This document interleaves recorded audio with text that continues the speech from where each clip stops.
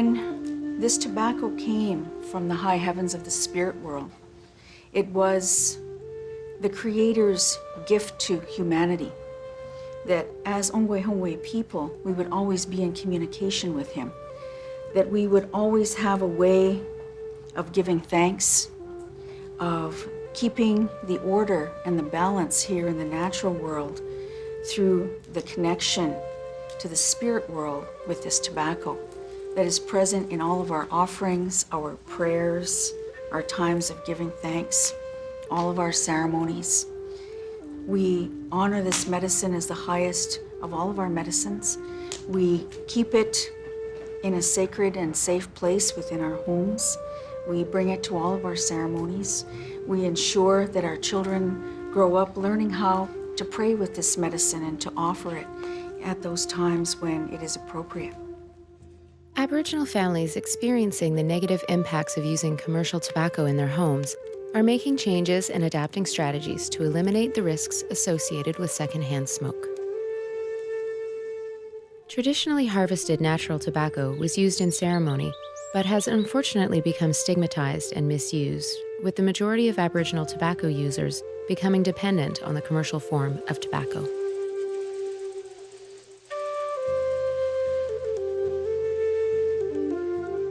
Eliminating use of commercial tobacco in the home can minimize the health risks associated with secondhand smoke and will help the children change their perceptions of tobacco and how it may be used safely and respectfully.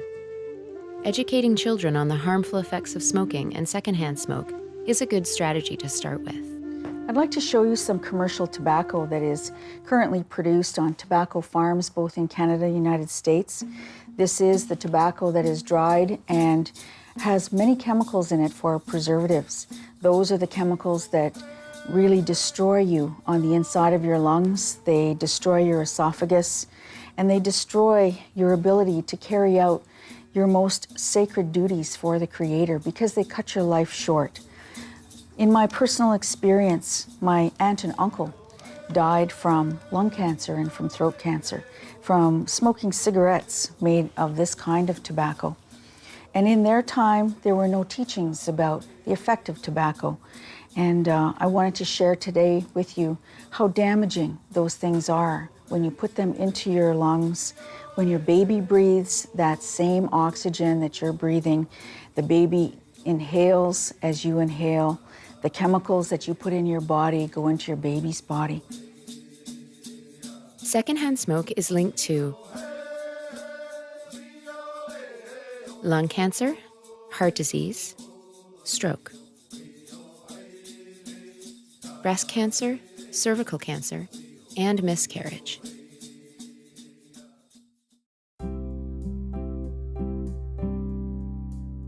My name is Matilda Cameron. I am a mother of 4 children, ages 10, 8, 5, and 4. 2 of my sons are special needs. I'm from Oneida. I've lived in Toronto for 9 years. The majority of my family members around me always smoked cigarettes, so it was something that I've always seen. And also from a young girl, I was always taught to use tobacco in a sacred way, to pray, to ask for answers when they're needed.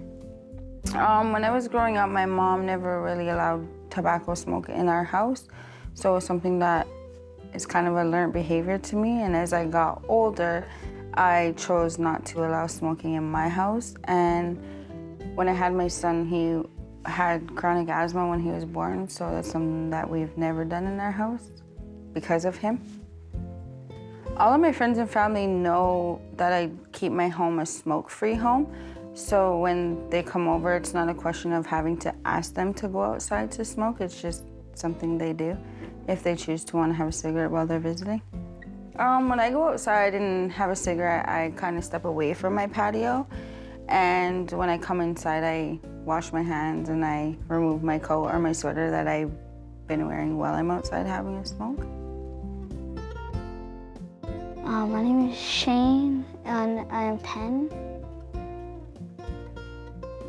I use it by putting it in tobacco tie and offering it just say like my brother, he's sick or something, I offer for the elder to like say a prayer for him, and I put it in the sacred fire for like people that are like moved on to the spirit world.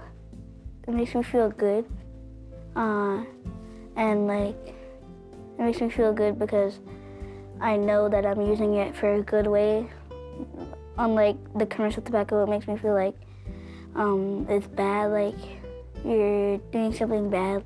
When you're a child and people are smoking around you, then you have the power and you have the right to go to them and say to them, don't smoke around me, you're hurting my lungs. So it's a teaching that the children will teach the older people that they have that responsibility and they have that right to speak up for themselves. Matilda's mother never allowed commercial tobacco use inside her home. Matilda's child has asthma, so she protects him from secondhand smoke. Matilda smokes a good distance from the front door of her house in a place where she can see her children. Matilda was taught the traditional uses of tobacco from her parents and passed on that knowledge to her children.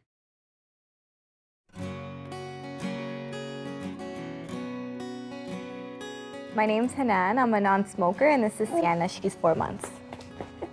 My name is Jesse, and I'm a smoker. Growing up, tobacco was used around me traditionally by my parents, using it for prayer ties and putting it down outside when they were praying. My parents did smoke in my home, like not even in a different room. They would smoke around me too, and I didn't really notice. Like when I was a kid, I didn't have a problem with it, but now growing up, I see it. There's issues with that.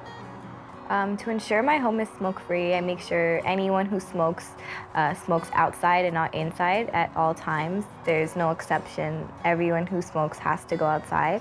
As well as if you're going to smoke, you gotta come in and wash your hands and put your coat away and things like that, just to make sure that after you're done smoking, you're not bringing in all that smoke smell inside us. When we have friends and family over, we let them know that they're not allowed to smoke inside. Most of them already know the deal because they're used to us being frantic about it. So if they just feel like smoking, it's not an issue. They just go outside and have a smoke. And in the winter, we have like this little heater out there too. So if they get too cold, they can put their hands there or something just to keep them a little bit warmer. And when they come in, there's always hand soap in the kitchen and washroom for them to wash up after they're done. When I go outside with her, I don't smoke at all, and I don't do that because it's hard for me to wash my hands or take off my jacket, and I feel that the smoke still gets to her if I would smoke outside, so I don't do that. Our children are our most precious gems. And so when you are a mom and a dad and you're blessed with new life coming into your family, always understand that the best tobacco you could use for yourself and for your family is the sacred tobacco for prayer and for offering.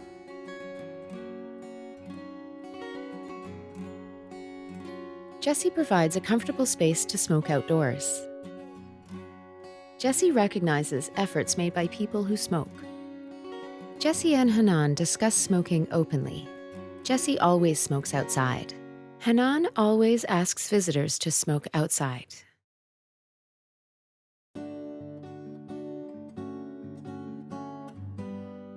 My name is Chantel. This is my daughter, Layla Rose. She's 9 months old, and this is my mother, Darlene.